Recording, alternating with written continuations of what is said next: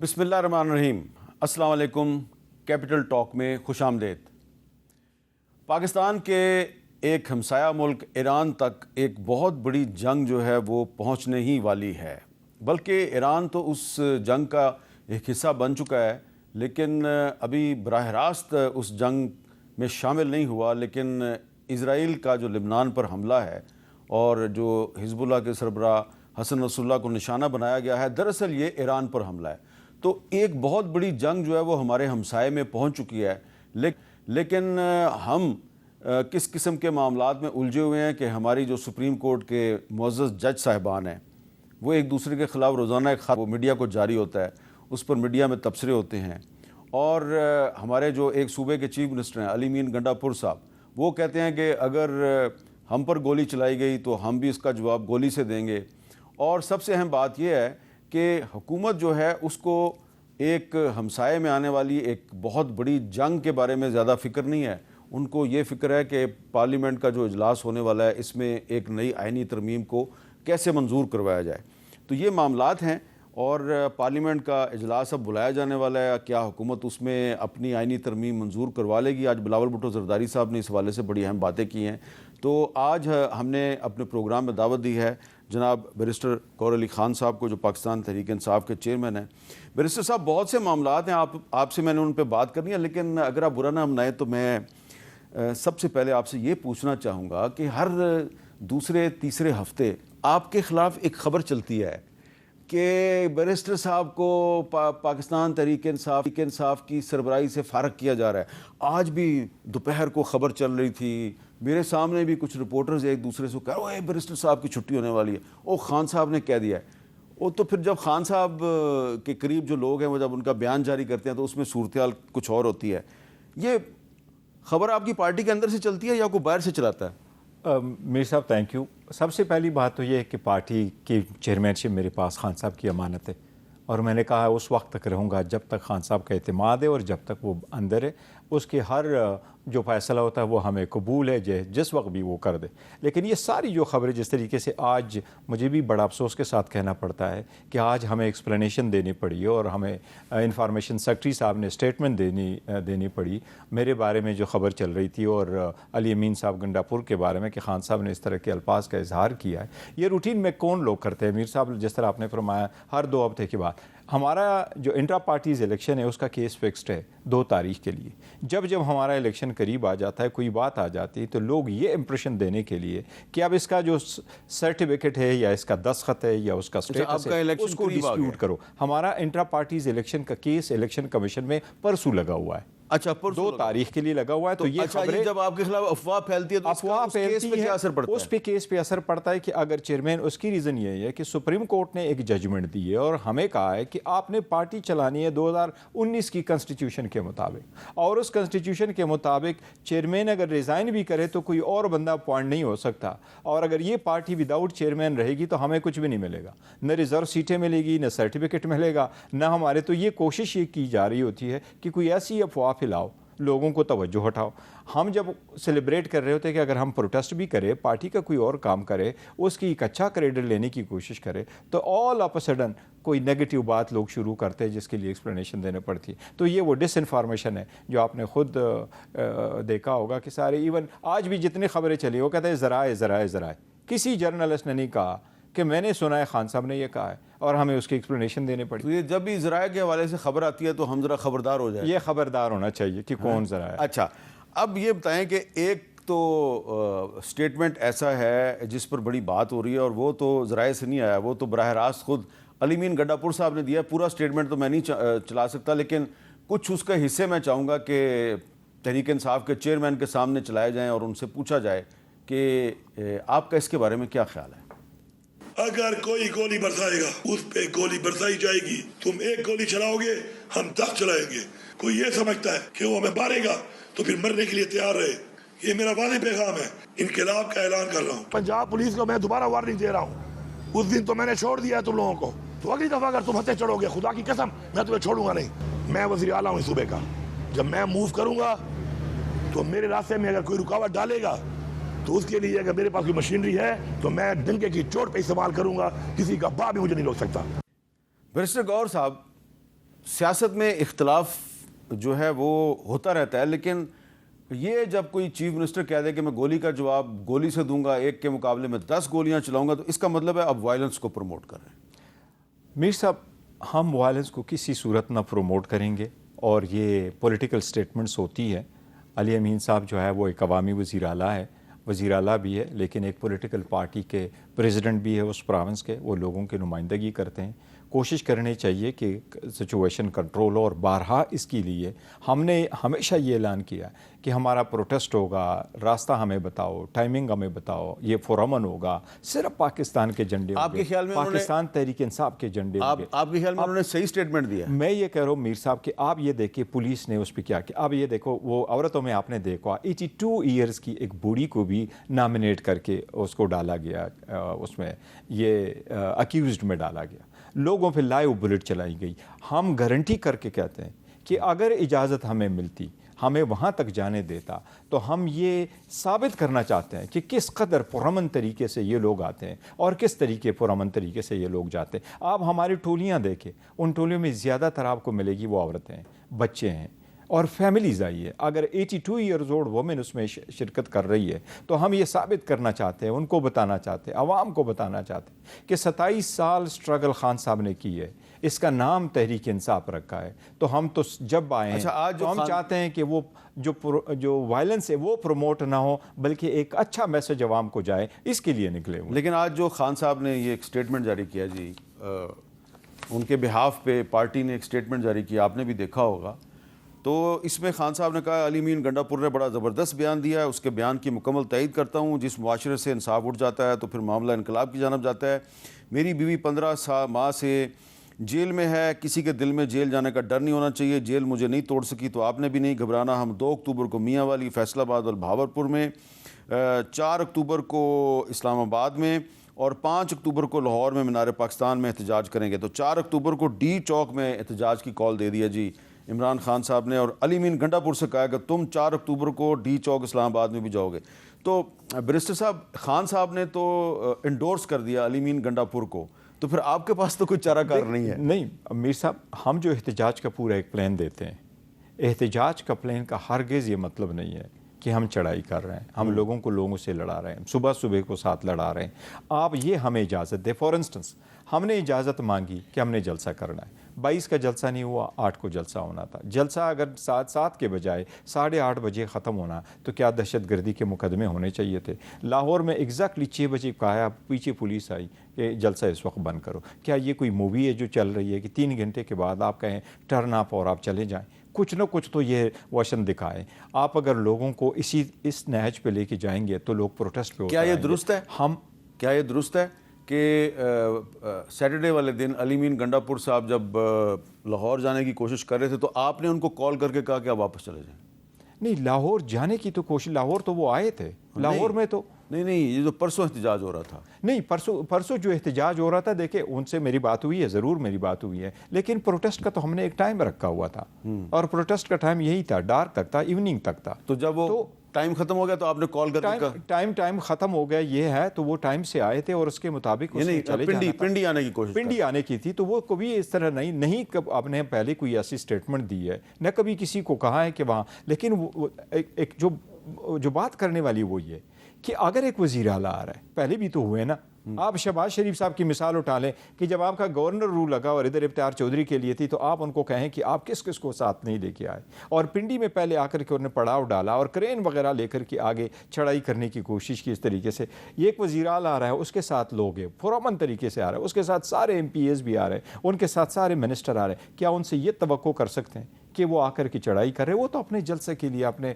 Party بھی ہے نا ایک، اس کے لیڈر۔ دوسری بات ہے میر صاحب، خان صاحب کے ساتھ اس وقت جس طرح کیس آفٹر جا رہا ہے، اس سے تلخیاں بڑھ رہی ہیں، عوام میں جو غصہ ہے وہ بڑھ رہا ہے، اس کو ہم نے کم کرنے کی کوشش کرنی ہے، عوام کے غصے کو۔ ہم اگر اس کو کم نہیں کریں گے، کیسے کم کریں گے؟ وہ دیکھیں جی، آپ خان صاحب کے بشرا بی بی کو آج بھی بیل ریفیوز ہو گئی ہے۔ بشرا بی بی کا اس توشہ خانہ کے ساتھ دور تک کوئی تعلق نہیں، اس کا نام نہیں تھا، اس کا ٹیکس نہیں تھا، اس کے پیسے نہیں ہیں، آپ نے صرف اس کے خلاف اس لیے بٹایا خان صاحب پہ پریشر ڈالنے کے لیے۔ تو کوئی چیزیں ایسی ہے تو یہ جو علی امین گنڈا پور صاحب کا بیان ہے، جو لیٹسٹ بیان ہے آج بھی دیا ہے، یہ آپ کے لیے, آپ کی پارٹی کے لیے رحمت بنے گا یا زحمت بنے گا؟ نہیں دیکھو, زحمت نہیں ہونی چاہیے کسی چیز کو, ہر چیز کے دو رخ ہوتے ہیں اور اس کے پازیٹیو کو لینا چاہیے, اچھے سٹیپ لینے چاہیے, میٹر ریزالو ہونے چاہیے, آگے کی طرف اگر بڑھنا ہے, چیزیں کچھ کرنی ہے تو بہتری کی طرف جانا ہے, تو یہ چیزیں بہتر ہونی چاہیے, اس میں زحمت نہیں ہونی چاہیے. اگر وہ اعلان کرتا ہے میں نے آئندہ بھی آنا ہے اور آنا ہے, تو اگر آنا ہے ہم گارنٹی کے ساتھ کہہ رہے ہیں کہ ہم پرامن ہیں. یہ پولیٹیکل پاکستان تحریک انصاف کا ہم یہ امیج دے چکے اور ہے کہ ہم ایک پولیٹیکل پارٹی. سنجانی میں تو جلسہ کافی دن پہلے ہوا تھا جی, تو اس جلسے میں بھی جو تقریر تھی علی مین گنڈا پور صاحب کی, اس تقریر کی بنیاد پر ان کے خلاف مقدمہ درج ہوا ہے اور ساتھ میں عمران خان صاحب کے خلاف بھی ہو گیا, کیونکہ عمران خان صاحب انڈورسمنٹ کرتے ہیں جیسے کہ انہوں نے آج بھی کر دیا ہے. تو آپ کے خیال میں یہ قانونی لحاظ سے درست ہے کہ ایک آدمی جیل میں ہے اور اس پہ مقدمہ درج کر دیا جائے؟ یہ اس قانونی اس سے بھی غلط ہے, لیکن سیاست میں ان چیزوں کو آپ اس طرح نہیں لیتے. میر صاحب یہاں پر کتنی زیادہ شیلنگ ہوئی, کتنی زیادہ پروٹیسٹ ہوئے آپ کے سامنے. مشرف صاحب کے دور میں کیا 2 پرچے رجسٹر ہوئے لوگوں کے اوپر, لوگ نکل آتے ہیں. سم ٹائم پورے دنیا میں ایسے ہوتا ہے, انڈیا کی مثال ہے, امریکہ کی مثال ہے, بنگلہ دیش کی مثال ہے, ایون سری لنکا میں آپ دیکھیں لوگ نکل آتے, فراسٹریٹ ہو جاتے, سرکار ان کو راستہ دے دیتی ہے. اگر لوگ قانون کو ہاتھ میں لے کر کے کچھ کرتے تو آپ اس کو ڈسپرس کرنے کی کوشش کرتے ہیں, لیکن اس طریقے سے. اب 4 اکتوبر کو یہ ڈی چوک اسلام آباد میں آئیں گے آپ؟ ڈی چوک میں خان صاحب نے اناؤنس کیا ہے انشاءاللہ تعالی. اور 5 اکتوبر کو لاہور کیسے جائیں گے؟ انشاءاللہ تعالی پاکستان تحریک انصاف کے بڑے زبردست ورکر لاہور کے لوگ کریں گے. لیکن ایک چیز آپ کو میر صاحب بار بار کہہ رہا ہوں, ادھر بھی بڑا پرامن ہوگا, ادھر بھی پرامن ہوگا. اچھا, اب یہ بتائیں کہ آپ کو یقین ہے کہ یہ جو حکومت آئینی پیکج دوبارہ لانے کی کوشش کر رہی ہے تو یہ اسی مہینے کے اگلے 2 یا 3 ہفتے تک یہ منظور ہو جائے گا؟ میر صاحب آئینی ترمیم جس طریقے سے یہ لے کے آ رہے, فار انسٹنس یہ ایک آئیڈیا انہوں نے جو کنسیو کیا, جس طرح بلاول صاحب کہہ رہے ہیں کہ یہ ہمارے چارٹر آف ڈیموکریسی میں تھا اور اس وقت تھا اور ہمارا منصور میں ہے, شاید وہ مس کنسیوڈ کیا تھا اس وقت, اور 18 سال پہلے انہوں نے کنسیو کیا تھا, اس وقت میں کیا تھا جب LFO چل رہا تھا, مشرف صاحب کا دور تھا, پریزیڈنشل فارم آف گورنمنٹ ہے. موجودہ دور میں اس کی کوئی وہ نہیں ہو سکتی کہ آپ سپریم کورٹ کو ڈسٹرکٹ جج بنائے اور کارنیلیس اور رستم سدوا صاحب جیسے ججز کی ججمنٹ کو آپ ڈسٹرکٹ جج کے بلاور کے لے کے آئے اور ایک کنسٹیٹیوشنل کورٹ سیٹ اپ کر لے جس میں ہینڈ پک ججز کو بٹھائے, اور وہ بھی ججز جو صرف پرائم منسٹر ان کو بنائے گا. اور 15 سال پارٹی کے MNAs انٹیکٹ ہیں؟ ہمارے MNAs انٹیکٹ ہیں, ہم کوشش کر رہے ہیں, کچھ لوگوں کے ساتھ ہم وہ کر رہے ہیں, لیکن الحمدللہ انشاءاللہ at the end of the day وہ ہمارے ساتھ انٹیکٹ. 2 MNAs آپ کے کانٹیکٹ میں نہیں ہیں؟ کچھ MNAs ایسے ہیں, لیکن میر صاحب ایک چیز آپ کو بتاؤں, کنسٹیٹیوشنل کورٹ آپ کے پاس انفارمیشن آلموسٹ ایکوریٹ ہوتی ہے, لیکن میں کہوں کنسٹیٹیوشنل امینڈمنٹ کرنے کے لیے میر صاحب کبھی بھی کسی ملک کے پاس 2/3 میجارٹی نہیں ہوا کرتی اگر آپ نے امینڈمنٹ کرنی ہے. ٹھیک ہے, انڈیا میں 57, 62, 71 اور 84 کے بعد کسی حکومت کے پاس 2/3 میجارٹی نہیں رہی. 105 آئینی ترامیم کیے, 85 تک انہوں نے 52 آئینی ترامیم کیے تھے, 85 کے بعد انہوں نے 53 آئینی ترامیم کیے, ان کے پاس کوئی 2/3 میجارٹی نہیں تھی. پاکستان میں 17 امینڈمنٹ ہوئی, 18th amendment, 21st 25th amendment ہوئی, اسی وقت کی حکومت. تو مولانا فضل الرحمان صاحب آپ کے ساتھ ہیں؟ ہوتا یہ کہ آپ کنسنسس کر کے ایسی چیز لے کے آئے جو پبلک اسپرٹڈ ہے. یس, مولانا صاحب ایک زیرک سیاست دان ہے, ان کا اپنا ایک مینیفیسٹو ہے, وہ ہمارے ساتھ انشاءاللہ تعالیٰ اس ایشو پہ رہیں گے, کیونکہ یہ عدلیہ کی آزادی سے ریلیٹڈ ہے. آپ ججز کو ان کے مرضی کے بغیر ٹرانسفر کریں, آپ کہیں کہ اسلام آباد کے ججز کو 4 ہم کوئٹہ ٹرانسفر کر رہے ہیں, اگر ٹرانسفر کریں گے وہ چیف جسٹس نہیں بنے گا. آپ کہیں گے مرضی کے مطابق ہم نے وہ کورٹ بنانے ہیں, ہم نے 15 سال کے لیے اگر آپ کنسٹیٹیوشنل کورٹ کے ججز بنائے اور وہ وزیر اعظم بنائے تو عوام کا ایک اعتماد اٹھ جائے گا. اس مولانا صاحب نے ہمیں بتایا کہ وہ تحریک انصاف کے ساتھ مل کے ایک ڈرافٹ بنا رہے ہیں اور پھر وہ ڈرافٹ وہ بلاول صاحب کو دیں گے اور پھر پیپلز پارٹی اور JUI اور تحریک انصاف کے ڈرافٹ کے سامنے رکھ کے پھر ایک نیا ڈرافٹ بنایا جائے گا. یہ ان کا ایک آئیڈیا ہے اور اچھا آئیڈیا ہے. میں یہ کہہ رہا ہوں کہ اگر انسٹیٹیوشنل امینڈمنٹ بھی ہونے تو پبلک اسپرٹڈ ہونے چاہیے. پبلک اسپرٹڈ جو میں نے آپ کو مثال دی کہ پاکستان میں جو امینڈمنٹ ہوئی کبھی نہیں ہوئی. اور اس میں میر صاحب ایک اور چیز دیکھو, کنسٹیٹیوشنل میٹر ایسے ہوتے ہیں کہ اس میں ٹائم میٹر نہیں کرتا. آپ کو ایک امریکن مثال دیتا ہوں, 27 امینڈمنٹ ہوئی ہے امریکہ کنسٹیٹیوشن میں. 27واں امینڈمنٹ جو آخری امینڈمنٹ ہے یہ 1992 میں ریٹیفائی ہوا تھا. 27 کا جو 27 ریٹیفائی ہوا ہے 1992 میں. آپ کو پتہ ہے کہ یہ کب پروپوز ہوا تھا؟ یہ پروپوز ہوا تھا 1789 میں. اچھا 200 سال تک وہ پڑا رہا, 200 سال بعد. اور اس میں یہ لکھا ہے کہ جو کانگریس مین اور سینیٹر ہے ان کی تنخواہیں نہیں بڑھے گی, لیکن اگر یہ کانگریس کہے کہ تنخواہیں بڑھے گی تو نیکسٹ کانگریس پہ ہمارا ہوگا, جو کانسٹیٹیوشن ہے یہ پچھلے 50 سال میں 3 دفعہ ایبروگیٹ ہوا ہے. ایبروگیٹ ہوا. تو یہ اس کے خلاف کرنا چاہیے کہ ہمیں اسٹرگل کرنا چاہیے, پارلیمان کو مضبوط کرنا چاہیے, ہمیں ریئل نمائندے لانے چاہیے, یہ فارم 47 کے ختم ہونے چاہیے. اگر وہ بات آپ کی ٹھیک ہے, آپ پارلیمنٹ کو چھوڑ دیں, فارم 47 کو چھوڑ دیں, یہ جو سپریم کورٹ کے ججز آپس میں لڑ رہے ہیں اور روز ایک جج صاحب جو ہیں وہ خط لکھتے ہیں, بہت ہی پھر دوسرا جج دوسرے کو خط لکھتا ہے. میرا سوال آپ سے یہ ہے کہ یہ جو ججوں کی لڑائی ہے اس کا فائدہ کس کو ہو رہا ہے, نقصان کس کو ہو رہا ہے؟ یہ دیکھو, اس کا جوڈیشری کو سخت نقصان ہو رہا ہے, عوام کو نقصان ہو رہا ہے. اس کا فائدہ ان لوگوں کو چاہ رہے ہیں جو لوگ نہیں چاہتے کہ عدلیہ آزاد ہو. ججز کے درمیان یہ جو ہے لیٹر لکھنا یہ نہیں ہونا چاہیے, اور یہ بہت انفارچونیٹ ہے. لیکن میں آپ کو بتاؤں, it's very unfortunate but I am extremely sorry to say, Qazi Faisal صاحب کے آنے کے بعد اور عمر تابندیال صاحب, ان دونوں کے درمیان جو کچھ ٹسل چلے, ایک دوسرے کو انہوں نے یہ لیٹر لکھنا شروع کر دیا تھا. اور یہ لیٹر اب لکھنا تو منیب اختر صاحب بھی لکھتے ہیں, منصور علی شاہ صاحب بھی لکھتے ہیں, یس, سارے کمرے میں دیکھ میر صاحب, میں ادروائز سمجھتا ہوں کہ اگر پریکٹس اینڈ پروسیجر لا میں چینجز ہو بھی جائے تو قاضی صاحب سے ساری لوگوں کی امیدیں یہی تھی کہ ایز اے چیف جسٹس جب آپ آئیں گے تو آپ عدلیہ میں تناؤ ختم کریں گے, آپ اس میں جو تفرقہ پڑا ہوا ہے اس کو آپ یکجا کریں گے, آپ سیکریفائز کریں گے, ان کو متحد کر کے کیسوں کی طرف لگائیں گے. یہ امید نہیں تھی. اگر لا چینج بھی ہوا اور ود ان آورز آپ ایک اور کمیٹی بناتے ہیں, تو اگر لا چینج بھی ہوتا تو آپ کے پاس ڈسکریشن ہے, آپ کو پھر بھی چاہیے تھا کہ سینئر موسٹ ساتھ میں لا لیتے. آپ منصور شاہ صاحب کے ساتھ اس کو رکھ لیتے جو پہلے سے بھی موجود. اچھا, اب آخر میں مجھے یہ بتائیں کہ ایک طرف تو یہ آپ کے ایشوز چل رہے ہیں, قاضی صاحب خط لکھتے ہیں, منیب اختر صاحب جواب دیتے ہیں, 26ویں آئینی ترمیم پہ آپ کے 2 MNAs جو ہیں وہ آپ کے ساتھ کانٹیکٹ میں نہیں ہیں, صرف 2 ہیں. لیکن دوسری طرف ایک جنگ جو ہے وہ آپ کے ہمسائے ایران تک پہنچ گئی ہے. کیا یہ بڑا ایشو ہے یا جو کچھ لڑائیاں آپ لڑ رہے ہیں وہ بڑا ایشو ہے؟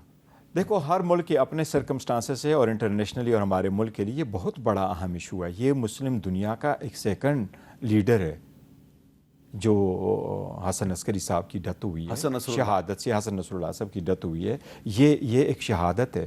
اس شہادت کو ہانیہ صاحب کے بعد امیڈیٹلی اس کو ہوا ہے.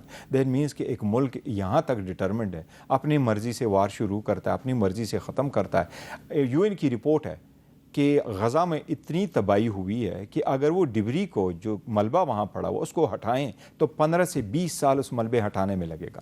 اتنی تباہی ہو گئی ہے. تو مسلم دنیا کو چاہیے کہ وہ یونائٹ ہو جائے, OIC کو چاہیے کہ وہ یونائٹ ہو جائے, وہ اپنا ڈپلومیٹک رول بھی پلے کرے, ایران کے ساتھ بھی پلے کرے. ایران کو بھی چاہیے کہ ملک میں جس طریقے سے تو پارلیمنٹ میں اس ایشو پہ بحث ہونی چاہیے یا یہ 26ویں آئینی ترمیم پہ بحث؟ پارلیمنٹ پہ تو کسی چیز پہ بحث نہیں ہوئی میر صاحب. یہ تو بہت بڑی بدقسمتی, ہم نے کسی چیز پہ بحث نہیں کی. میں تو بارہا پوائنٹ آف آرڈر پہ کہہ چکا ہوں. وزیر اعظم نے, وزیر داخلہ نے, وزیر فارن منسٹر نے, ڈپٹی پرائم منسٹر نے کبھی بھی کوئی سٹیٹمنٹ نہیں, چاہے وہ ایران ہے, چاہے وہ سعودی عربیہ سے تھا, چاہے وہ ہانیہ صاحب, کوئی ناٹ اے سنگل ون. ہم نے تو یہاں تک کمٹ کیا تھا کہ پاکستان کی خاطر اگر آپ APC بلائیں گے ہم آپ کے ساتھ شرکت کریں گے. آپ نے CPEC پہ بلا لیا, ہم نے آپ کے ساتھ شرکت کی. اگر آپ کے پاکستان کے فرینڈلی ممالک کے سربراہان آئیں گے ہم آپ کے ساتھ ہوں گے. لیکن حکومت اس طرف توجہ نہیں دے رہی. ساری توجہ اس بات پہ ہے کہ PTI کو توڑو, PTI کے لوگوں کو توڑو. میں تو بڑا حیران ہوں. میں نے پہلی مرتبہ جب اسپیشل کمیٹی بنی تو میں نے خورشید شاہ صاحب کے نوٹس میں لے کے آیا کہ ہمارا 1 MNA مسنگ ہے. پھر نیکسٹ ڈن کو کہا 4 اور مسنگ ہے. ہی couldn't do anything. لیکن اب تو 4 کی بجائے صرف 2 MNAs آپ کے میر صاحب, کوئی جیتے کوئی ہارے, پارلیمنٹ ہر صورت جیتے, اور یہ پارلیمنٹ کی ہار ہوگی اگر آپ لوگوں کو توڑ کے اسی طرح سے ووٹ لیں گے. یہ میں سمجھتا ہوں. بھٹو صاحب نے ایک ترمیم کروائی تھی, وہ آرٹیکل 96 تھا, اور بھٹو صاحب نے یہ کہا تھا کہ اگر ایک پارٹی کا ورکر دوسروں کو ووٹ دے دے, پارٹی کا MNA یا پارٹی کا MP یہ ووٹ دے دے تو وہ کاؤنٹ نہیں ہوگا. اسی سے آپ یہ ضمیر فروشی ختم کریں گے. اسی ہم یہ جو منڈیاں لیکن جو آپ کا ایک MNA جس کے ساتھ آپ کا رابطہ نہیں ہے وہ تو انڈیپینڈنٹ جیتا ہے. وہ بالکل انڈیپینڈنٹ جیتا ہے, لیکن ہمارے ساتھ ہو گئے. انشاءاللہ تعالی ہمیں امید ہے کہ وہ بالکل وہ اگر کانٹیکٹ آپ کا ہو گیا تو آپ کے ساتھ آ جائے گا. ہمارے ساتھ کچھ نہ کچھ کانٹیکٹ ہے, لیکن ہمارے ساتھ امید ہے ہمیں کہ آ جائے گا انشاءاللہ. چلیں, نہ آپ نام لے رہے ہیں نہ میں نام لیتا ہوں. بہت بہت شکریہ بیرسٹر گور صاحب. اور ایک ہم بریک لیتے ہیں, اور بریک کے بعد ہم جو خطے میں تیزی سے تبدیل ہوتی ہوئی صورتحال ہے اس کے جو پاکستان پہ اثرات ہیں اس کے بارے میں بات کریں گے ایک نئے مہمان کے ساتھ جن کی انٹرنیشنل پالیٹکس پہ بہت گہری نظر. Thank you sir.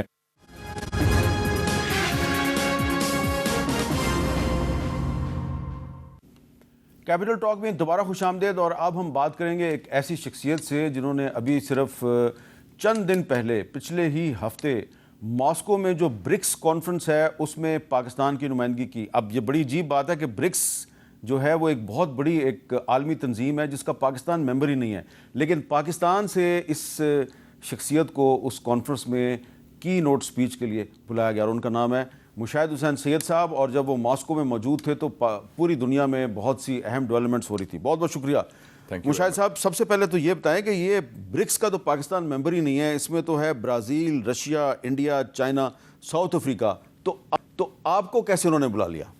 میں چونکہ میرا ویو ہے کہ ایک متبادل ورلڈ آرڈر پیدا ہو رہا ہے, اس میں برکس ہو یا شنگھائی کوآپریشن آرگنائزیشن ہو, تو میں برکس کا حمایتی ہوں. اور بلکہ میں نے دباؤ ڈالا تھا پچھلے سال فارن آفس کو, تو فائنلی انہوں نے اپلیکیشن دے دی ہے. ایران نے جوائن کر لیا ہے, سعودی عربیہ نے جوائن کر لیا ہے, یو اے ای نے جوائن کر لیا ہے, مصر نے کر لیا ہے برکس کو.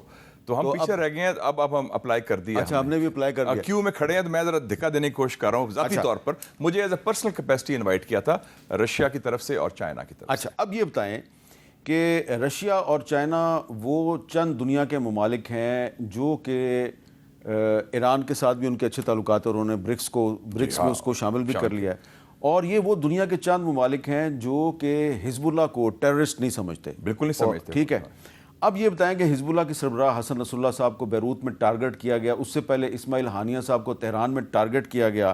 کیا آپ سمجھتے ہیں کہ ایک بہت بڑی جنگ جو ہے وہ پاکستان کے ہمسائے میں داخل ہو چکی ہے یا ہونے والی ہے, اور ہمیں کیا کرنا چاہیے؟ ایک تو ہے کہ یہ بہت بڑا سانحہ ہوا ہے.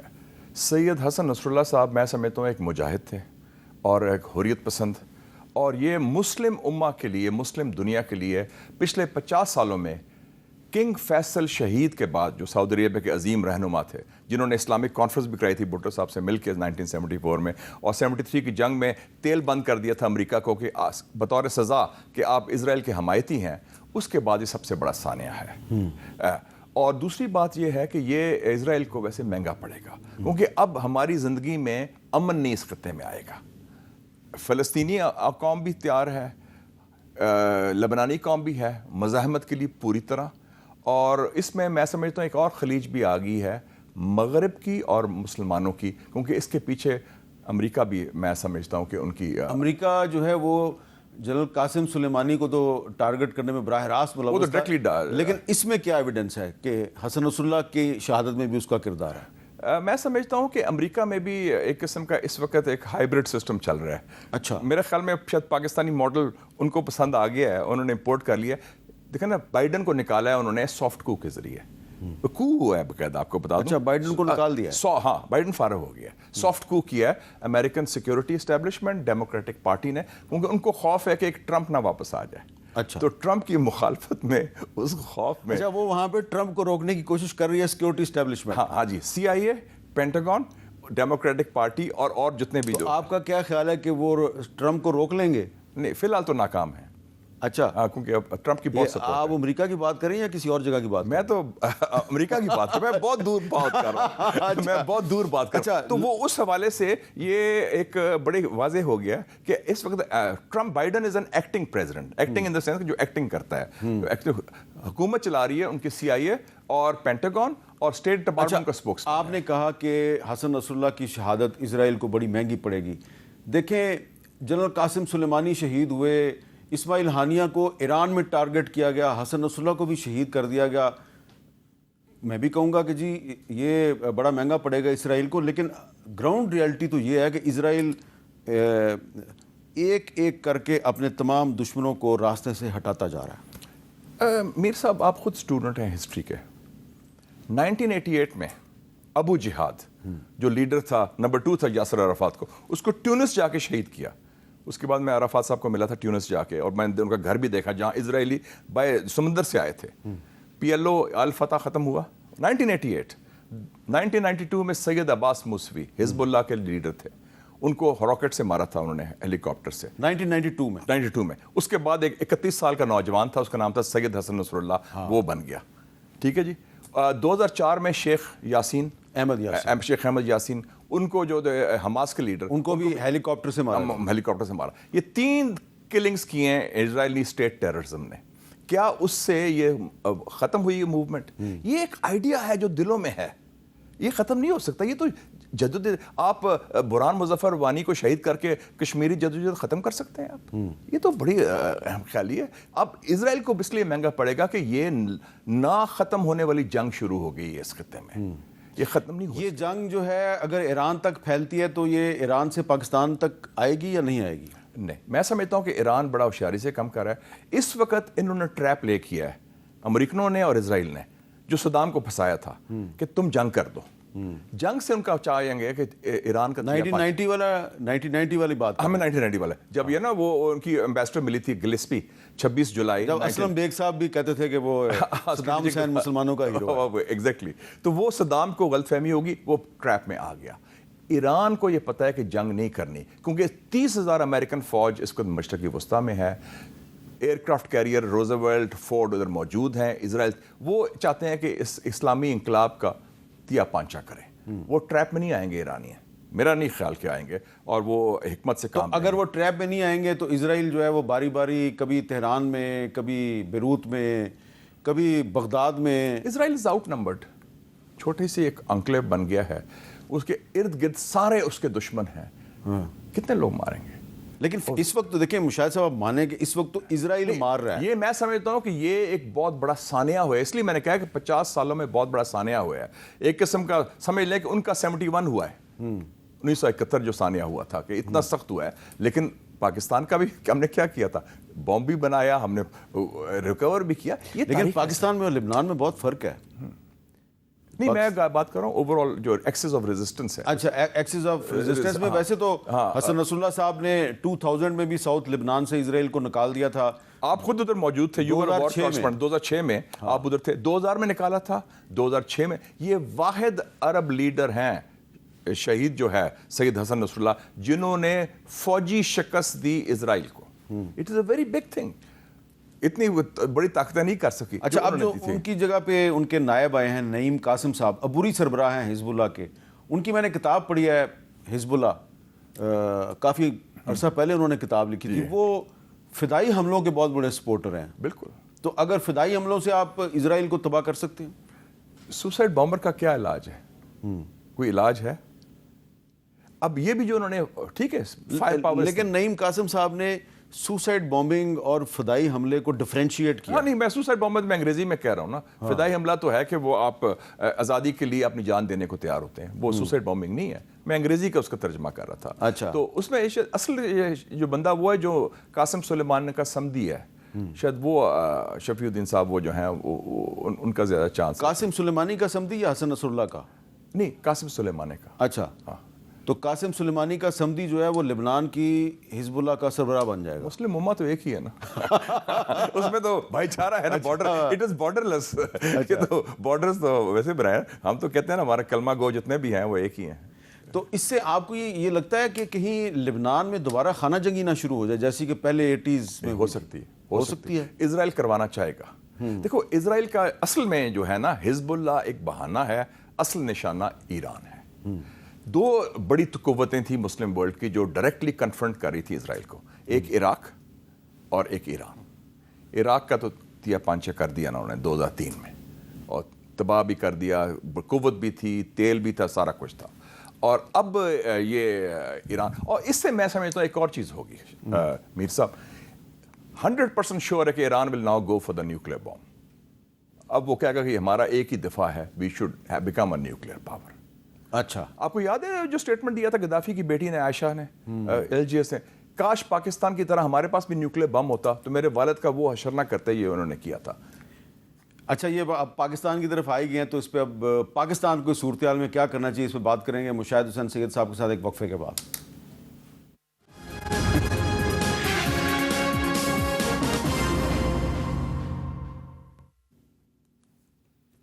کیپٹل ٹاک میں دوبارہ خوش آمدید. ہمارے مہمان ہیں جناب مشاہد حسین سید صاحب, سابق وفاقی وزیر ہیں, اور اس وقت ان کی نظر جو ہے وہ عالمی حالات پر ہے, اور ہم ان سے پوچھ رہے ہیں کہ یہ جو مشرق وسطیٰ کی جو صورتحال ہے اس کا پاکستان پہ کیا اثر ہوگا. مشاہد صاحب, اس صورتحال میں پاکستان کو کیا کرنا چاہیے؟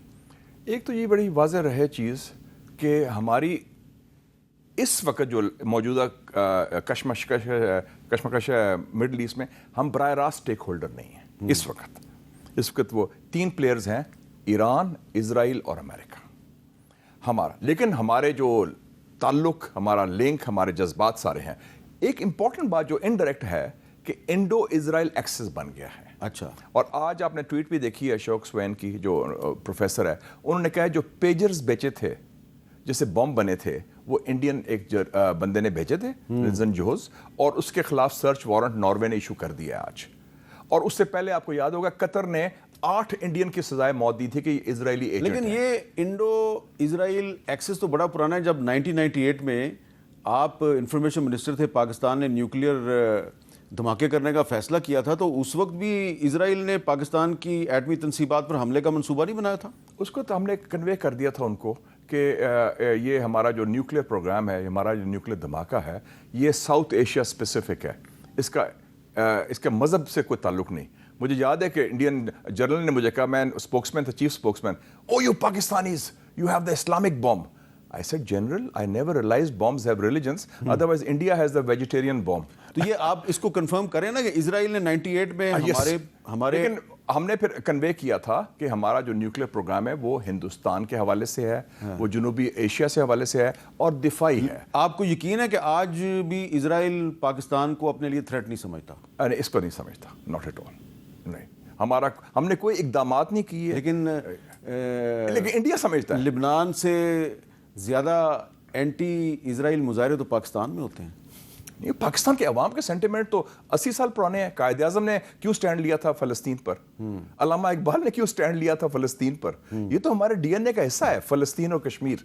یہ تو ہمارا, بیکاز ہماری ایک پین اسلامسٹ سوچ ہے. اچھا, جو ہمارے پرائم منسٹر شہباز شریف صاحب نے جو یونائیٹڈ نیشنز میں تقریر کی, وہ تو آپ نے سنی ہوگی. میں نے سنی تو نہیں. اچھا, میں کلپ سناتا ہوں جی, مشاہد صاحب کو کلپ سنائیں جی. میں ٹریول کر رہا تھا ماسکو میں, اور سنائیں جی مشاہد صاحب کو. Israel's genocidal war in Gaza, this is not just a conflict, this is systematic slaughter of innocent people of Palestine. We must work for a durable peace through the two-state nation.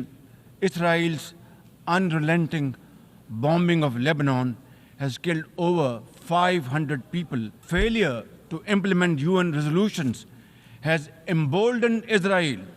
It threatened to drag the entire Middle East into a war. آپ مطمئن ہیں اس سے؟ میں مطمئن ہوں. یہ اچھا زوردار سپیچ ہے, اور میں اس میں بھی خوش ہوں کہ انہوں نے برہان مظفر وانی کا ذکر کیا, جو ایک مجاہد تھا. اور ٹو اسٹیٹ سولوشن پہ آپ کو کوئی اعتراض نہیں؟ نہیں, 2 اسٹیٹ سولوشن تو ختم ہو گیا نا اب. ہاں, اب ختم ہو گیا. اب تو ختم, وہ کیونکہ وہ اسٹیٹڈ پوزیشن ہے, پاکستان کی بھی, سب کی تھی, امریکہ کی بھی تھی.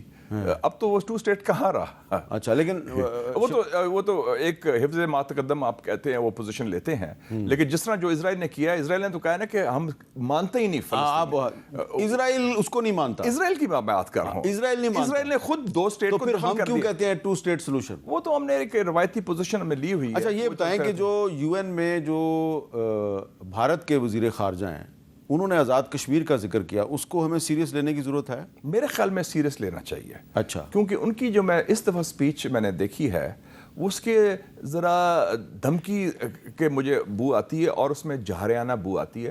اور اسرائیل کے جو ماڈل ہے وہ ان کے ذہن میں ہے. انہوں نے کہا کہ ہر ایکشن کا کانسیکوینسز ہوں گے, اور ہمیں اس کا تیار رہنا چاہیے, کیونکہ انڈیا اسرائیل ایکسس بہت اسٹرانگ ہے. ایک چیز واضح ہوگی ہے, اسرائیل نے جو بھی کیا ہے اس کے پیچھے مغرب کی, امریکہ کی آشیرواد تھی, اور وہ آشیرواد ہندوستان کے لیے بھی ہے. Be very clear on that. اچھا, ہاں, اس میں کوئی نہیں. وہ اسپیشل ڈیفنس پارٹنر کا رول دیا ہے انہوں نے, اور اس میں امریکہ کے کچھ لوگوں کو غلط فہمی تھی نا ماضی میں کہ امریکہ ہمیں کچھ دے گا یا اسرائیل کو تسلیم کر لیں، یہ کر دیں یا اپیزمنٹ کر لیں مودی کی. یہ پاکستان میں کچھ غلط فہمی تھی، کچھ لوگ خاکی میں بھی مفتی میں بھی دونوں میں غلط فہمی تھی. ماضی کی بات کر رہا ہوں میں. شکر ہے اب اسٹریٹجک کلیئرٹی بحال ہو گئی ہے. ہمیں واضح ہونا چاہیے کہ ہمارا کا دوست کون ہے، دشمن کون میں. چیئرمین ماؤ کہتا تھا کہ know which is who is your enemy, who is your friend. Principal contradiction کیا ہے، بنیادی تضاد کیا ہے آپ کا، وہ ان کو پاکستان کھٹکتا ہے کیونکہ پاکستان ہندوستان کی بالادستی کے سامنے کھڑا ہوا ہے due to nuclear programme of Pakistan. ہاں نیوکلیئر پروگرام سے پتہ ہوتا ہے کہ پاکستان میں اتنی ہمت ہے کہ انہوں نے خود بم بنا لیا. تو یہ مطلب اگر اتنی ہمت ہے تو یہ کھڑے بھی ہو جاتے. تو یہ آپ اتفاق کرتے ہیں کہ جب تک ہم اپنے نیوکلیئر پروگرام پہ کمپرومائز نہیں کرتے تو ہماری اسرائیل سے اور ہندوستان سے دوستی نہیں ہو سکتی؟ سوال ہی پیدا نہیں ہوتا. بلکہ میں تو بڑا حیران ہوا انٹرسیپٹ کی سٹوری دیکھ کے کہ ماضی کے آرمی چیف نے کہا کہ ہم اپنا میزائل پروگرام اس کو فریز کر دیں گے. جو انٹرسیپٹ نے سٹوری دی ہے پتہ نہیں کہاں تک صحیح ہے کہاں تک غلط ہے، آؤٹ آف کوسچن. میرے پاس تو ڈاکومنٹری ایویڈنس بھی ہے اس کی، لیکن چھوڑیں. دس از اگر یہ کوئی بات کرتا ہے تو دس از اے سیکیورٹی رسک. لیکن آپ نے کہا کہ اس وقت کی جو فوجی قیادت ہے وہ کلیئر ہے. نہیں اس وقت جو کیا ہے دیکھیں نا، یہ پہلا بیان دیا جنرل عاصم منیر نے after taking over was on Kashmir جا کے ایل او سی میں کھڑے ہو کے، جو ان کے پیش رو سے برعکس تھا. مجھے خوشی ہوئی. اور اس میں بھی ہر کور کمانڈر میٹنگ میں دیکھتا ہوں ایک سٹیٹمنٹ کشمیر پر ہوتا ہے، ایک فلسطین پر ہوتا ہے. تو اس میں وہ جو پاکستان کے عوام کے جذبات اور احساسات ہیں اور پاکستان کا قومی مفاد ہے اس میں. بی ویری کلیئر، اور نیشنل انٹرسٹ از دیئر.